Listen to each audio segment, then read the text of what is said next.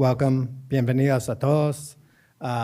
It's good to see a lot of familiar faces, so I'll apologize. You're going to hear my usual warm-up here for those of you who are regulars. For those of you that are new, welcome. We hope that this is the first of many times we see you here at the Great Hall or wherever we're holding our events. I'm Josh Graf-Ziven. I'm the director of the Cowie Center on Global Transformation. The Cowie Center is a center focused on the ways in which politics and economics shape scientific innovation and technological progress, and conversely, how science and technology are influenced by economics and politics. Tonight's talk is going to be an exciting one, and I'll tell you a bit more about it in a second. I want to start by thanking this center has many, many people who support it. First and foremost, I want to thank Joan and Erwin Jacobs, who've been very generous with us, supporting the center from its inception to today, to the staff who make everything. If it weren't for the staff, this would be an empty room and I probably wouldn't be here on time. So thank you to the staff for who make all of this seamless.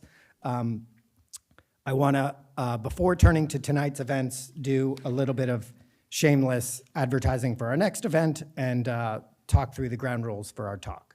So our next talk is not going to be in this room, sadly booked, but our next talk is going to be focused on strategic philanthropy and funding for science. It's going to take place on February 19th.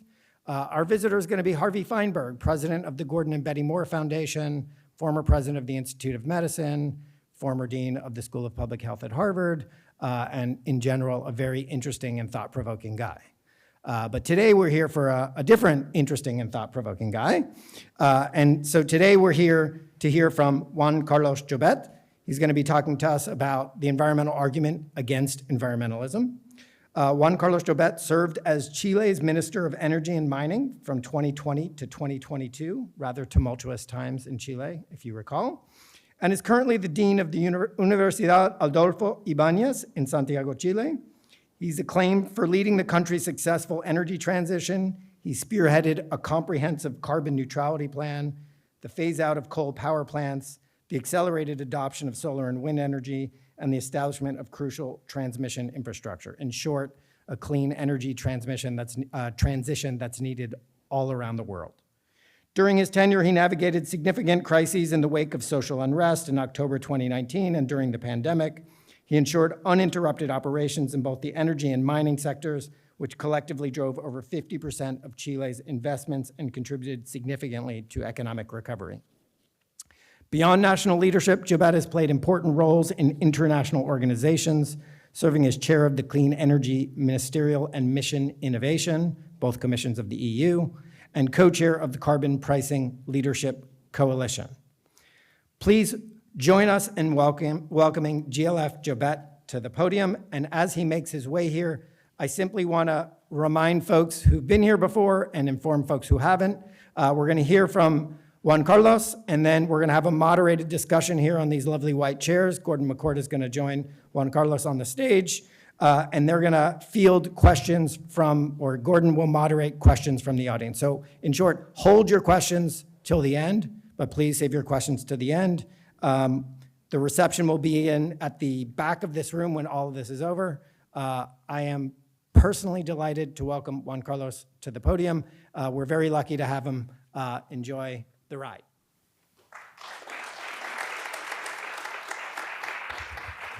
Thank you so much, Josh, for that very generous introduction. Thanks to the center and to the school for the invitation. I've been in San Diego before, like 20 years ago, and I remember it was a beautiful city, but I found it amazing this time. So I envy you guys that spend all your life here. I'm happy to see a lot of familiar faces, some friends from Chile. Thanks for coming. I have like 80 slides and 30 minutes. So there's no way I will go through all of them. I'll skip some of them, but I can share the slides with you later if you want. The first thing I want to say is that we are at the university. I'm the dean of the business school at the Universidad Adolfo Ibáñez in Chile, but I'm not a PhD or an academic. are more of a policymaker and a businessman, I would say, okay? And what I'm gonna talk about is based on my experience in policymaking and in investment, right? And it's basically based on what we have done in Chile.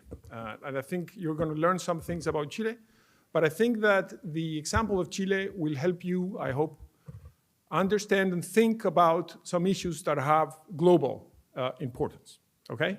Let me start with a little sense of humor.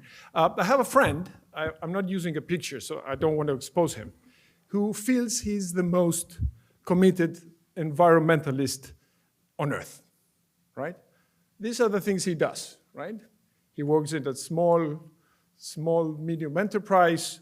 He eats organic food, tries to walk to work, uses very little energy, opposes all outsiders from doing anything within his community. He only talks with people that think like himself, and he doesn't talk with barbarians, okay? And he's very proud about his habits. And I kind of tease him a little bit and say, come on, I mean, you feel good about what you're doing, but I'm not sure that your, way of living, it's a way of living that we can, hope that everybody follows. I don't think that works. And by the way, I tell him, that list of things you do could have been done by this other guy, right? If you go through the list, Neanderthals did those same things. And he, of course, he's angry when I say that. But we have some disagreements, but we do have a common diagnosis, which is that we need to find ways, if we want to stop climate change and save the environment, we need to find ways to do things differently. It's just that we don't agree on what we need to do to solve this problem. I think that if we keep running our economies as we have done in the last century or so, we are doomed for disaster, right? I think climate change is the biggest challenge we are facing. That is a cartoon from The Economist during the pandemic, and it's pretty good. It's saying the world at the time was putting all its energy fighting COVID, right? But The Economist was making the case that that was very important at the time, but that the main fight of the night, the most pressing challenge we were facing was climate change. That is the definitive fight, right? I think President Obama once said, our generation is the first generation that's going to feel the consequences of climate change, but it's the last generation that can do something about it. And I think that is a pretty good way to summarize what we are facing.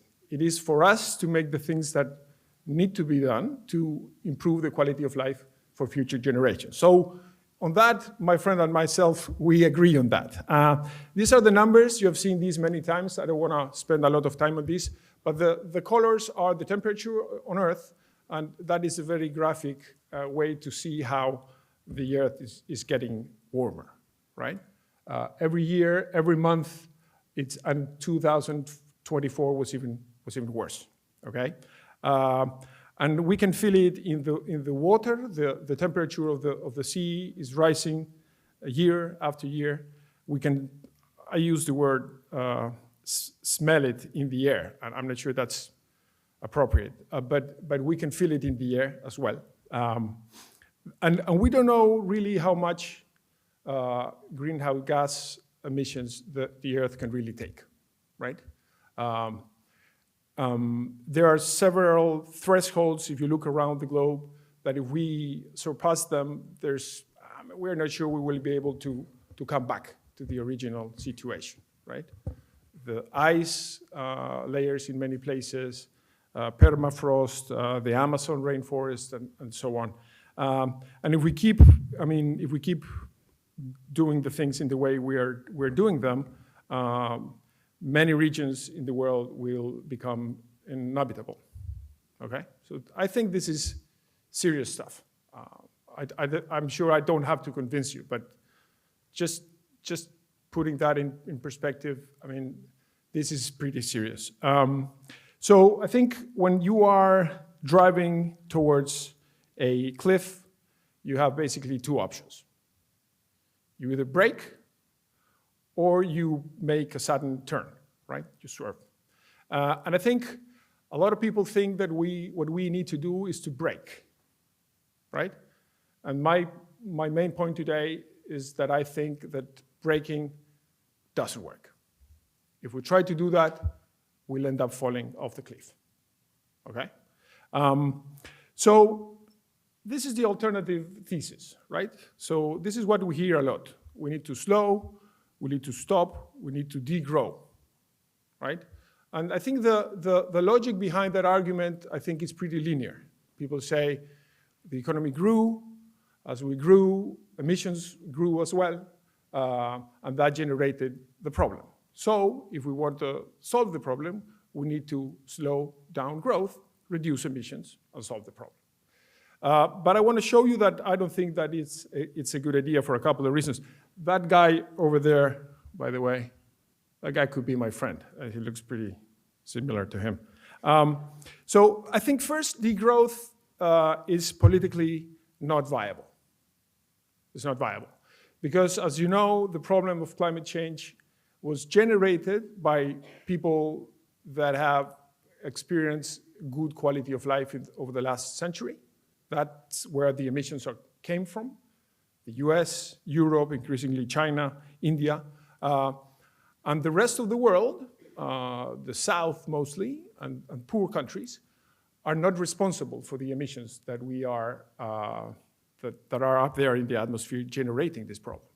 So to try to make the case to poor people that they need to stay in poverty to solve a problem that we created, I think has no political viability whatsoever, okay? Secondly, I think is ethically wrong. So even if we could make that case convincingly, I don't think that is an ethical thing to do. That map over there shows what percentage of the population in different parts of the world has access to electricity. The darker the color, the lower the percentage of people that has access to electricity. And you can see that in Africa, a lot of people don't have access to electricity. And electricity access is a pretty good proxy to quality of life. If you don't have access to electricity, you probably live a pretty bad life, okay? Just to give you a couple of numbers, around 900 million people on Earth don't have access to electricity. And we pretend to stop growing. Remember, half the world's population lives with less than $7 per day. That's what we spend on a Starbucks coffee and a muffin. I don't think $7 are enough for that, right?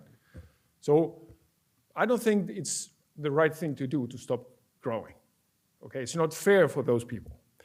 And maybe if those two reasons are not enough, I want to convince you that degrowth simply doesn't work, even if we wanted to follow that path.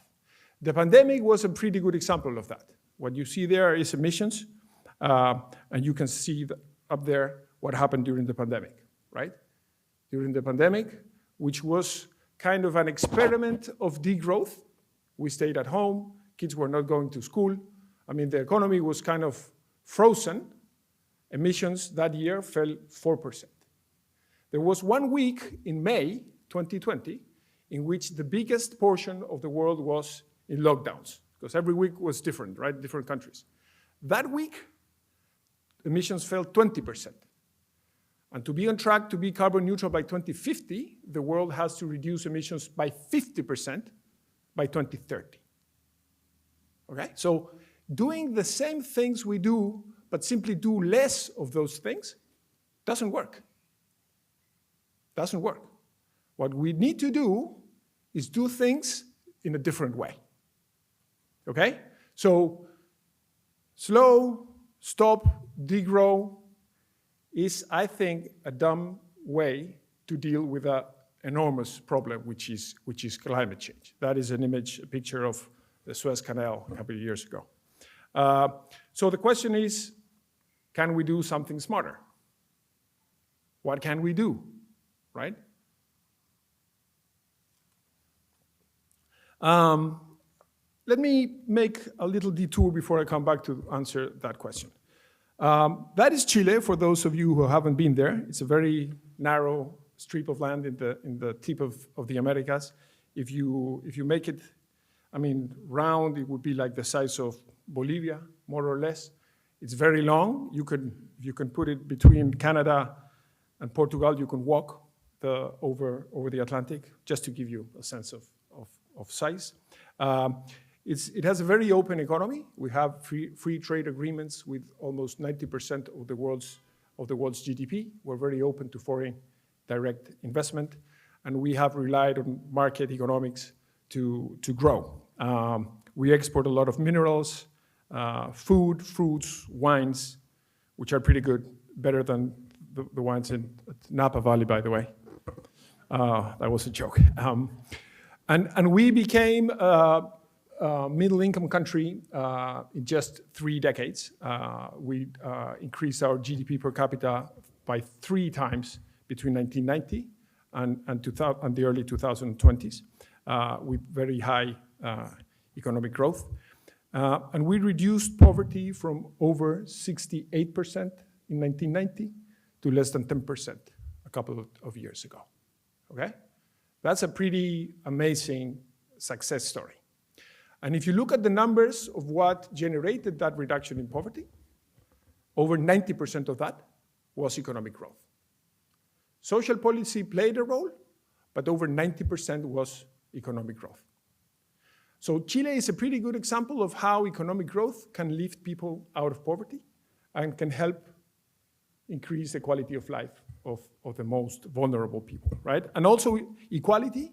Inequality is still high in Chile, but it has been falling mostly as a consequence of economic growth. So economic growth matters a lot for the vulnerable people, okay? And as we grew, growth, as you know, requires a lot of energy. So that is the consumption of electricity. Sorry, now I'm gonna move a little bit more into energy. As the economy grew, we needed more power, right? So you can see that during the 90s and 2000s, this is total demand for electricity was increasing very rapidly, okay? We used to produce a lot of electricity based on hydropower. We started using coal. I will come back to that later. So the correlation between economic growth and energy demand is very, very high, okay? So there's no way to grow without using energy, or at least that was the story in the past. As we started growing, we started importing gas from Argentina. Are there any Argentinians in the audience?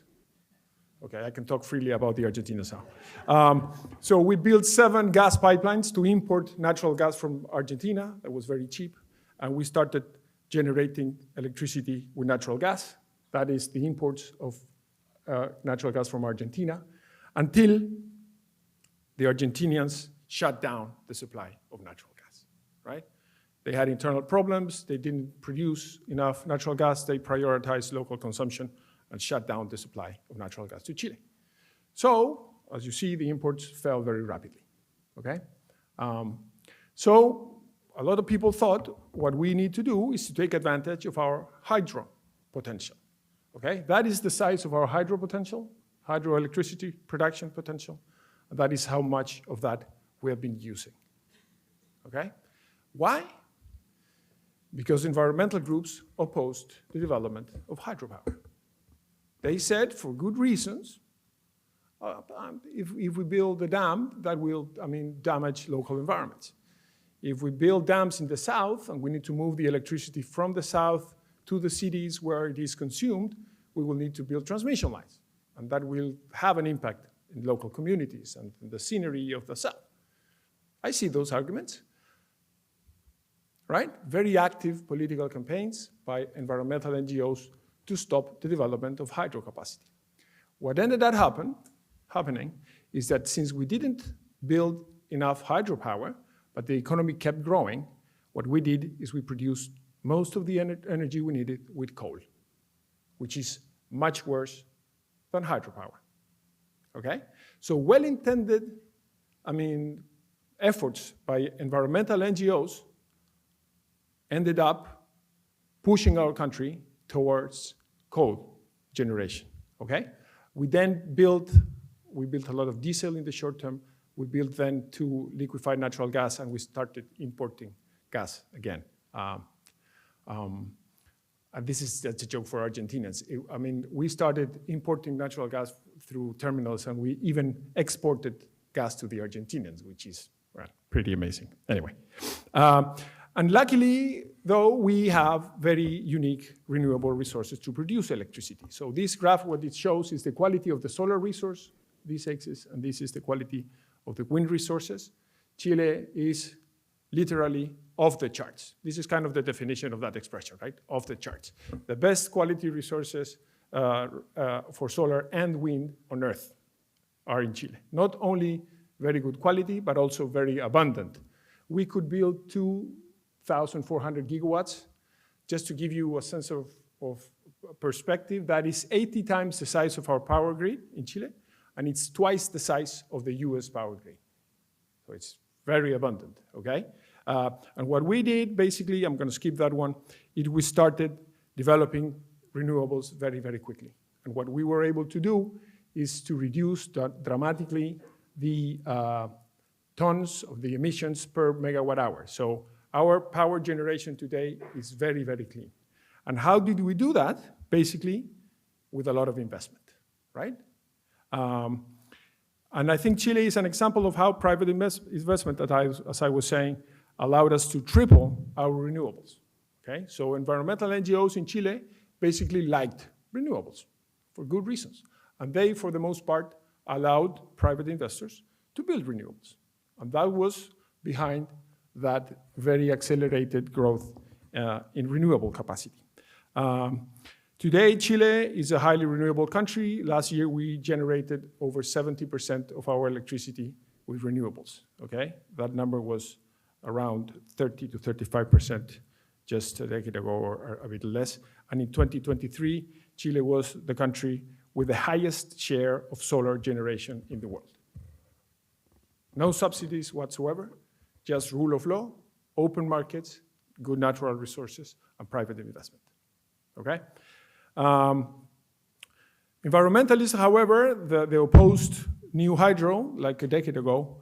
That means that still we have a lot of coal in our grid, something we could have prevented if we had built the hydro capacity that is still there, I mean, waiting to be developed. I was going to use this slide, but it mentions things that might be in California I don't want to mention, so I skipped that one. Now, what we did in Chile can be done elsewhere, and no miracles are needed, okay? I'm going to accelerate a little bit. So we tend to say that transitions are slow. Transitions take time, some people say. I think this time is going to be different, right? This transition to clean energy, if we're able to get the permits for new projects, if we're able to unleash private investments, if we're able to deploy technology, can be different this time, right? There's a lot of information here, but basically what this shows is how many years it took for different technologies to generate electricity to move from 100, that's terawatt hour, that's very technical. Let's say, from a level in which you can use it universally, like universal use, into, 10 times higher. Hydro took, I can't see, that's 40 years, 39 years, 32 years for coal, 28 years for natural gas. Look at solar and wind. 10 times higher in just 8 years, solar, okay? And every time experts try to make a forecast on how quickly those clean technologies will evolve, they make a mistake. Reality has always been faster than they predicted. Those are let's focus on solar additions. This is the World Energy Outlook, which is probably the most respected report on energy globally. And this is what they predicted solar additions were going to be. This is what they said in 2016, in 18, 20, 22, 23. These are the forecasts, and this is reality, okay? So experts have always been underestimating the capacity of markets and technology to deploy these new technologies. And that is true also for electric vehicle sales and other technologies as well, batteries. And it also can be cheaper, right? So this is the price of solar, how it's been falling significantly, over 90% in a couple of decades.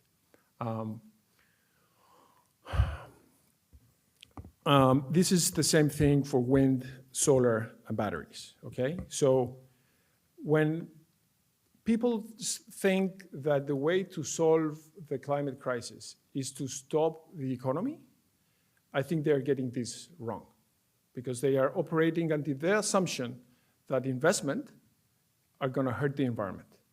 And if you deploy these clean technologies, you will be able to both reduce emissions and make a profit, because this is cheaper than the alternatives, fossil fuels, okay?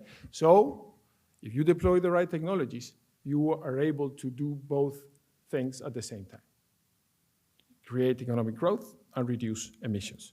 That is share of global sales by, electric vehicles. This is happening in Europe. Europe now has more electricity production with wind and solar than fossil fuels. This is happening in the US as well. I hope this continues to happen in the coming years. I think local governments, business leaders, academics have a big responsibility to make sure this continues. We can talk about that later. That's again the US. The US already, wind and solar have generated more electricity than coal for the first time ever in the US. Half of the world's economies are already past peak fossil fuel power use, okay? So this is turning the curve all over the place.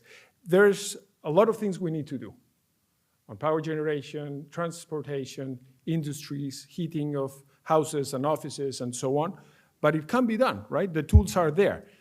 What this graph shows, this is economic growth. So as you move to the right, you become richer, and as you move up, you generate more emissions. So the ideal here is to move right, to become richer, and move down, okay? And many countries are doing that already. The US is doing that, Australia, many countries in Europe, Chile is starting doing that as well. India, China, Africa are not doing that yet. And that is very important, because we need to help those countries that are big in terms of the number of people and will have a lot of kids in the coming years to help them turn that curve down, okay? We can do more with less. This is very important, right? So people say we need to degrow, we need to consume less, to travel less, to study less. I don't think that's the case. We can do more to lift poor people out of poverty, and we can do more with less.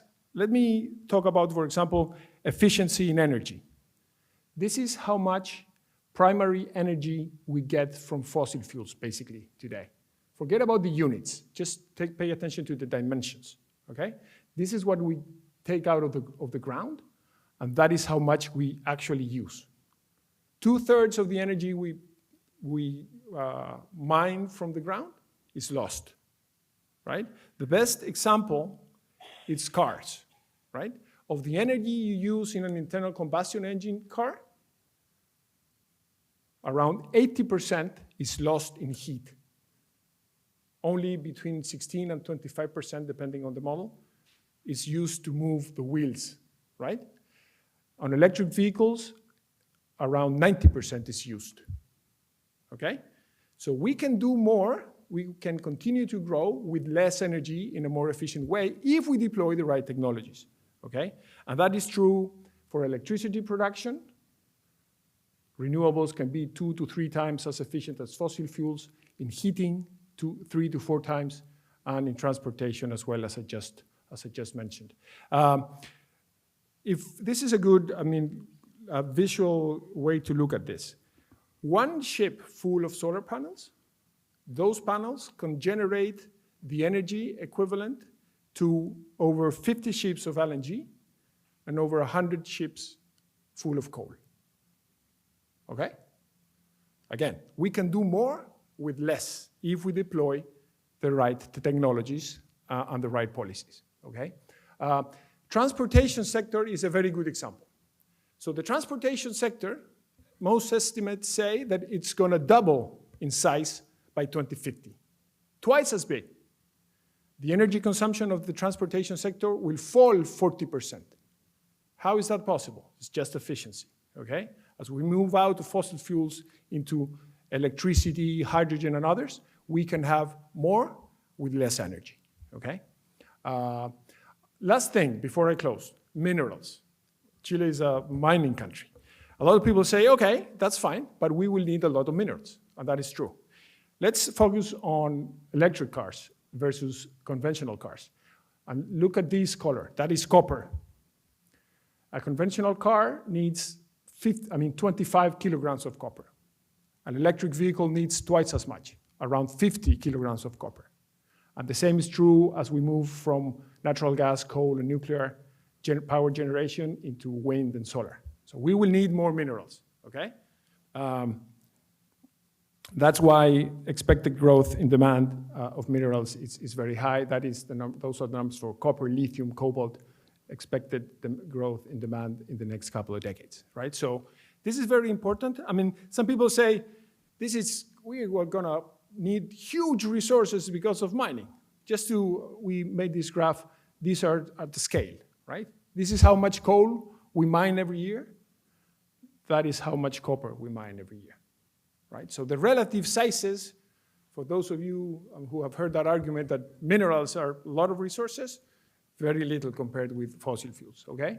And this is how much energy, this is the equivalent of minerals needed for an electric vehicle battery. This is like 38 centimeters, like this. And those are how many barrels of oil allow a car to drive the same distance as that battery, okay? Again, we can do more with less, okay? I'm gonna skip that one so we have time for Q&A.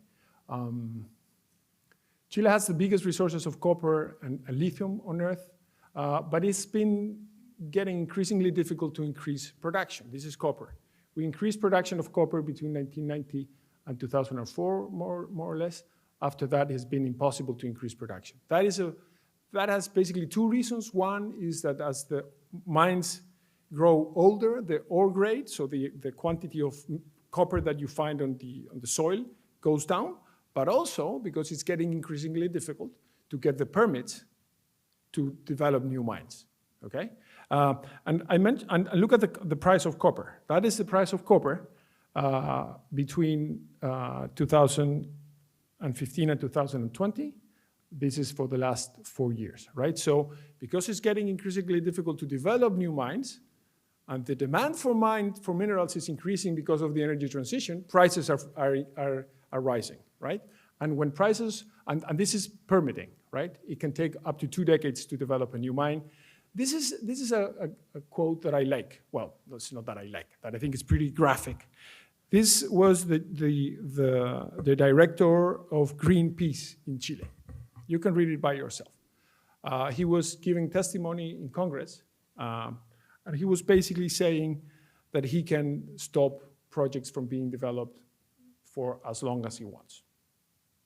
That's basically what he's saying. He said, if I think that a project is going to hurt the environment, I operate with my lawyers and stop those projects from getting the permits they need. And that graph over there, the blue lines show the legal term that is, defined in the legislation for each agency to give a permit, and the orange one is what is going on in the real world, okay? So if you look at this is a good graph. So this is the cost of a battery in 2013 for an electric vehicle, okay? And that is how much of that total price was minerals, okay? So in 2013, batteries were very expensive, first, and second, minerals were not very relevant, right? As the cost of batteries has fallen due to the new technology, right? And as it has become increasingly difficult to mine lithium, the portion of the total cost of a battery that is represented by minerals has gone up to around 20 to 30%, right? So the point I'm trying to make, and this is an index of the same thing for a basket of clean technologies. If we're not able to mine the minerals we need, the cost of the clean technologies that are required to stop climate change is going to go up, and the adoption rate of those clean technologies will go down. So there's no way, to say it differently, there's no way to stop the climate crisis without mining. So when environmentalists, in the name of the environment, stop mining, they feel pretty good, but they are slowing down the transition out of fossil fuels, okay? This is the last number I want to show you, I promise.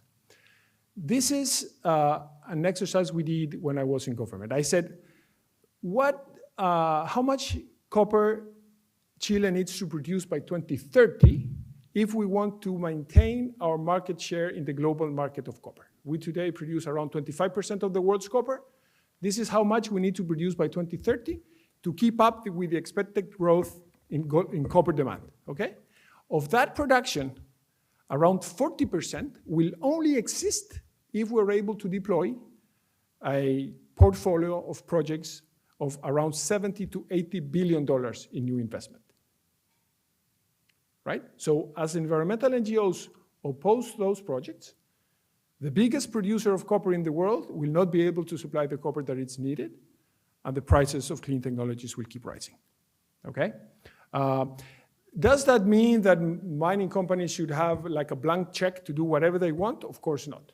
They need to make things differently. This is an example that it can be done. This is how much, you can't see the bars there, right? But this is how much fresh water mining companies, mining copper in Chile, used to use and how they are reducing that. They are desalinating more water and recycling a lot of water, right? But to do that, they need to build water desalination plants, and that requires investment. And environmentalists usually oppose water desalination plants as well, okay? In conclusion, I think this is once in a generation opportunity. If we are able to take advantage of these technologies, we can deploy resources in electromobility, explosives, green steel, and all the things that are there, data centers, desalination of water, green hydrogen, synthetic fuels, and so on. But the only way to do that is to build a lot of stuff. If we oppose the building and the development of new projects, we're going to slow down the transformation of the global economy that is needed to stop climate change. So it's not enough to have good intentions. It's not enough to say, I want to save the planet if I keep opposing the projects that are required to solve this problem. So to finish, I think the environmentalist I would like to meet is someone that pushes for less overall extraction, but understand that that means more mineral extraction, for example, that pushes for less overall energy use by more electricity use that is more efficient, that gets involved in politics and pushes for smart policy, and finally, that develops new technologies and starts new clean companies. That is the way to go, I think, and I think that for those of you who are students here, I think you have an enormous opportunity to go out there, get involved, and make a difference by developing new projects, by developing the new technologies, and by putting in place good policy. Thank you.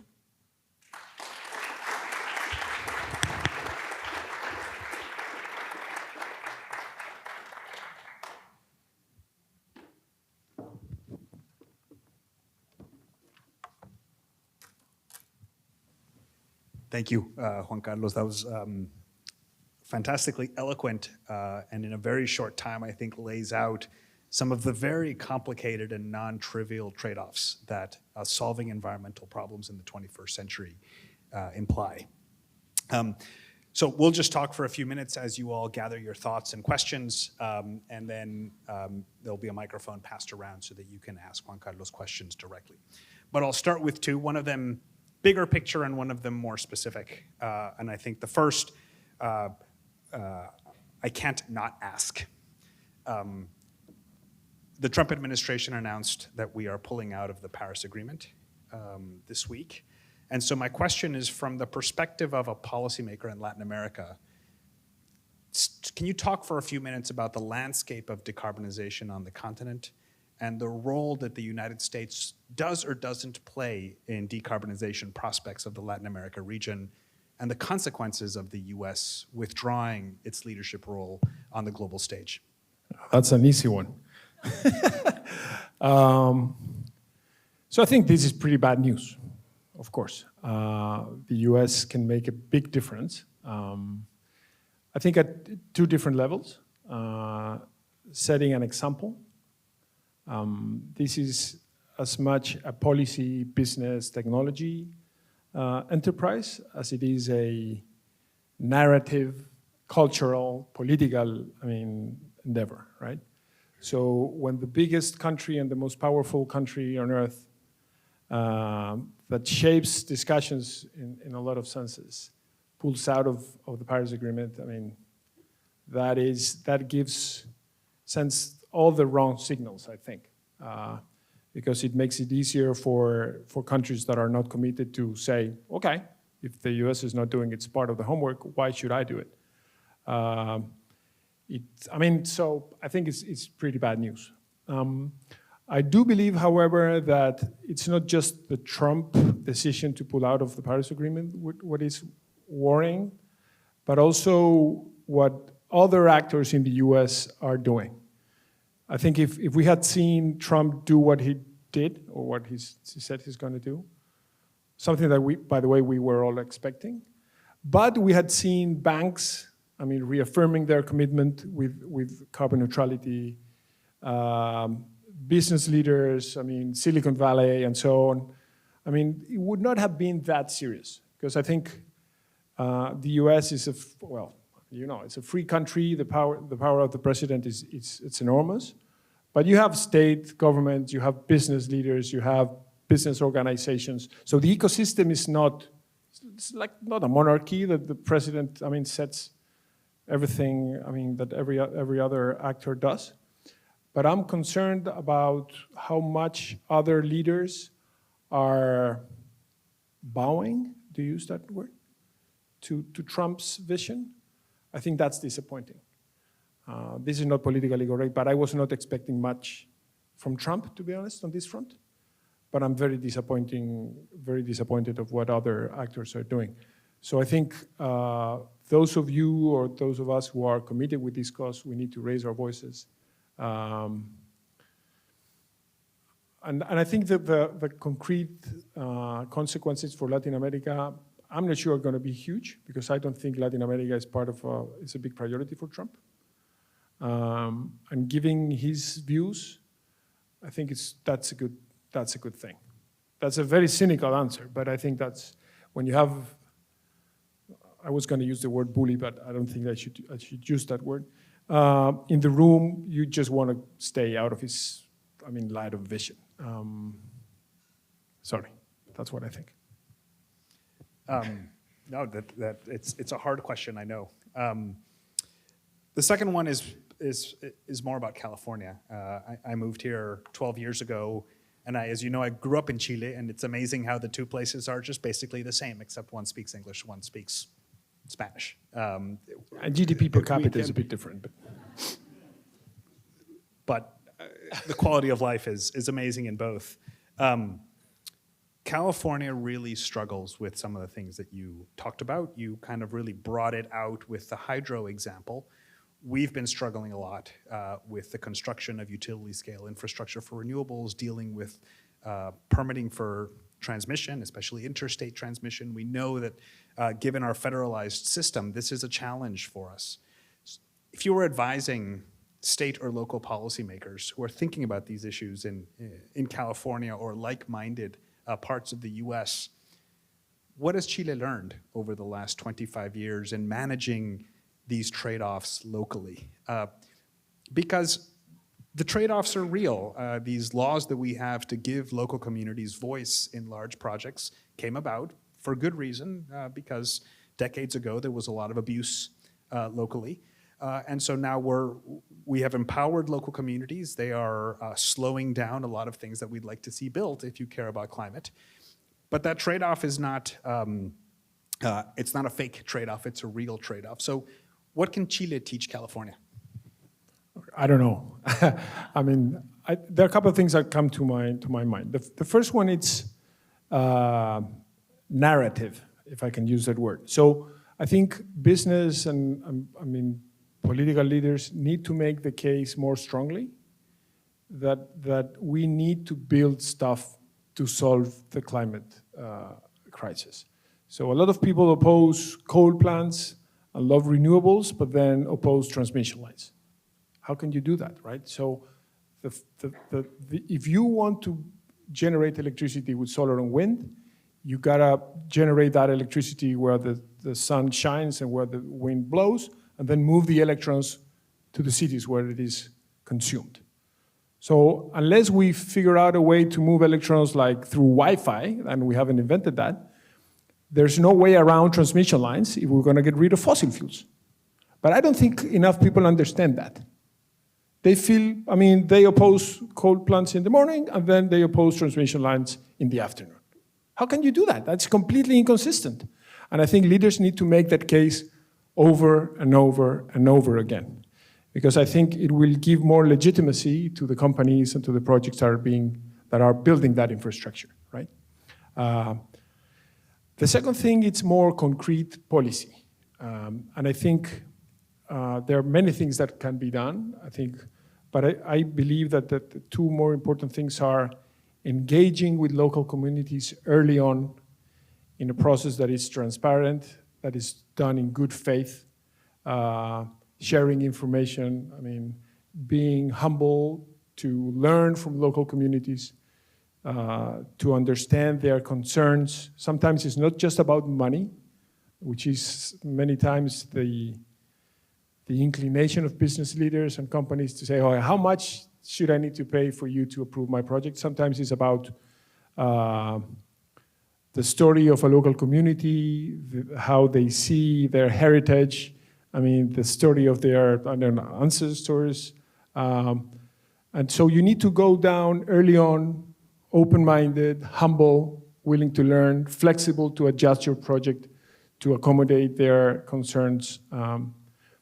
But also you don't have, I think, you can't be naive, because in many places there are lawyers and guys who go talk to local communities that don't really care about projects that much, and they use the communities to extract money from companies. So it's a difficult thing to do. But that is one thing, the process. Be open, be flexible, be humble. And the second thing is you need to figure out, because part of it is money, to figure out ways to share the profits and the value that's being created with local communities in good ways. Profit sharing, equity participation. I think that's doable. You need sophisticated designs, but I think you can do it. Fantastic. So I think we have microphones. I see Curtis over there and one over on this side, so please.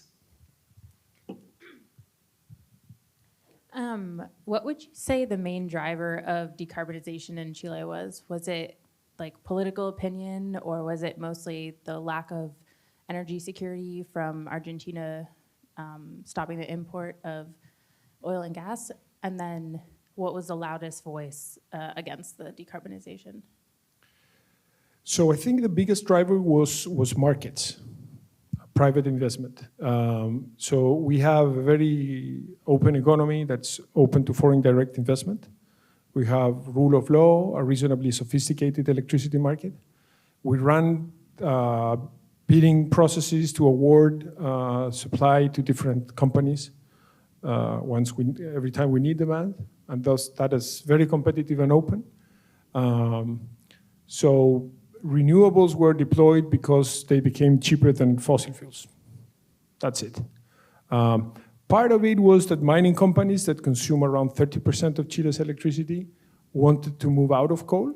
Many of them are multinational companies that have kind of corporate goals to reduce emissions, and that kind of pushed them a little bit.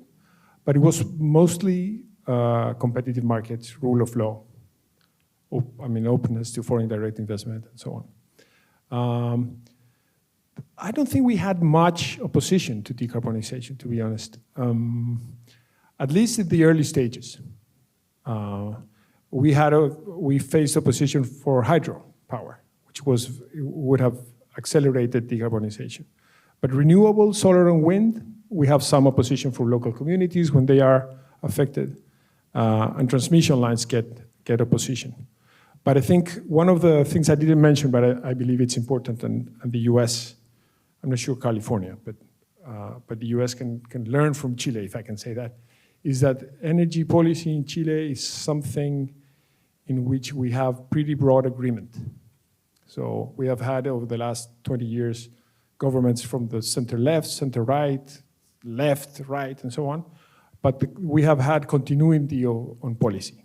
And that is very important because these are infrastructure projects, capital intensive. Companies invest money in the country and they are locked in for 30 years. It takes a lot of time to develop projects since you have the idea until you start producing electricity.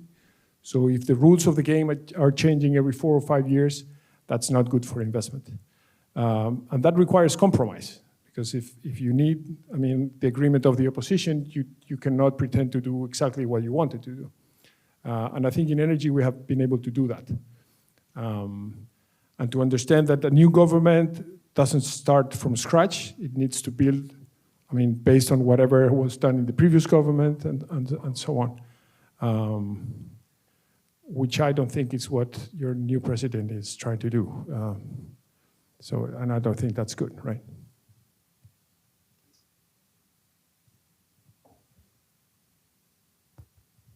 I know it's far away from Chile and even from us, but could you speak a little bit about the environmental degradation of the wars in Ukraine and in the Middle East, and why that isn't something that is emphasized in talking about what to do to solve the problems there, and why everybody seems to be very okay with the idea of ramping up military supplies and bombs, and not to have any concerns about what that does to the environment?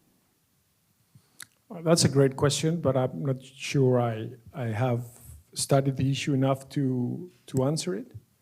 But what comes to my mind is the following. I think most people, from my experience, have a legitimate, honest preoccupation of the environment. Most people. But that is not the same as saying that the environment is the most important thing for everyone. So in many cases, if you make people choose between the environment or climate change and their budget, most people, maybe within this room as well, will choose their own, economic well-being. And this is, I'm not making a criticism. I'm just trying to describe what I've seen. So, Macron tried to raise taxes on fossil fuels, and he, even in France, got very, high pushback. In the world, most countries give subsidies to fossil fuels, still today. Because if you, even in the US, you try to raise the price of fossil fuels to push people out of fossil fuels into electric vehicles, people won't do that. We have high inflation, people are struggling to pay their bills. So if you try to push the environmental agenda, hurting people's pockets, that's not going to work. And I mention that because I think war, it's a good example, right? When people are concerned about their own security, I don't think they will prioritize the environment. It's just a description of how I think we human beings work. So the implication of that, I think, is that we need to find ways to reduce emissions and to clean the environment, while at the same time improving the quality of life of people, right? So that's why we need to deploy technologies in the right order. Push first the technologies that are both more economic and cleaner, right? I know that's not the answer to your question, but. Maybe we can take 2 questions, because I saw several hands go up. One there, and then one there afterwards. Hi, thank you for being here. So we know that environmental challenges is not about just fossil fuel and mining. It's also about the population. As we see that the rate of population growth is significantly higher than what we can generate in terms of renewable technologies that generates renewable energy or clean energy. So how do you, in your opinion, how we can bridge these two gaps? And maybe one more, and you can react to both, so we can try to get all the questions in. Ma'am in the back. Oh, microphone, please.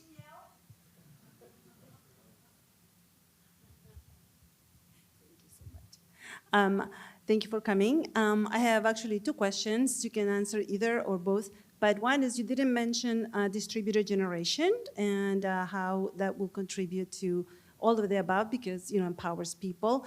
And number two is will China move in more into Latin America because you can provide the minerals and everything they need for the EVs and they can send you very low cost EVs. Great, thank you. So the first question, I think population, I'm not an expert on demographics, but the numbers I've seen is that population growth will probably start slowing down in the coming decades. So fertility rates are falling, all over the world. And many, moments in time in the past, people thought that we were not going to be able to supply the growing population of the world the things that we needed. And technology development proved those projections wrong, right? So at some point we thought we were not going to be able to produce the food we needed, and we were able to do that. So I think if we deploy technologies and investment and free markets and free trade, which is something that is also being questioned today, I think we will be able to supply the things that are needed. On distributed energy, I think distributed energy is a big part of the solution because it's not as efficient as utility scale. We're talking about, let's say, rooftop solar, for example. It's not as efficient as a big, solar farm, but you don't need transmission infrastructure and distribution, right? So it's very, I think it's very efficient. In Chile, it's growing very fast, but it's still very small. So the slope is high, but it's small in absolute number. I think in the US, around 30% of total solar capacity installed is distributed. In Chile, it's a bit over 1%. We passed a piece of legislation in 2018 that facilitated that deployment, and I think that is part of the reason why it's gaining traction. China is making, we could talk about China all evening, but I think China has been already, not only, I don't think this is something that's going to happen now, has been already making strategic moves in Latin America and Middle East and Africa and all over the place. In many countries, in Brazil, in Argentina, in Peru with ports and so on. In Chile, they have investments in distribution of electricity, some investment in transmission lines, not much on generation, ports, highways, telecommunications. But I think many countries in Latin America, Chile included, need to put in place an institutional framework, I think, to screen foreign direct investment that is coming from certain countries, to think about questions that I think we haven't thought about. Is it reasonable to have one country, let alone China, but one country, owning 80% of our transmission infrastructure? What are the processes to make that decision? Who's making that decision? How do you make that decision without hurting the commercial relations you have with China, which is our biggest trading partner and so on? I think we need to think about that more thoroughly to come up with a set of rules and institutions. And the longer that takes, the harder it's going to be to solve that problem. Great. I think we have time for one more. Who wants? Please.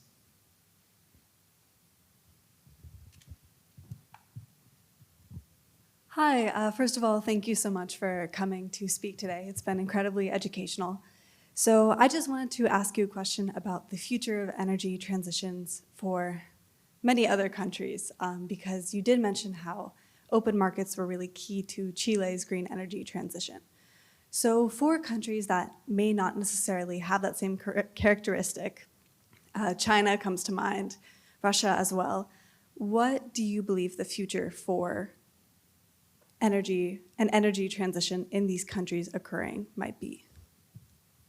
So I think each country is different. So it's very difficult to answer that question unless we talk about specific countries. Because, for example, Chile has a huge endowment, as I mentioned, of renewable energy resources.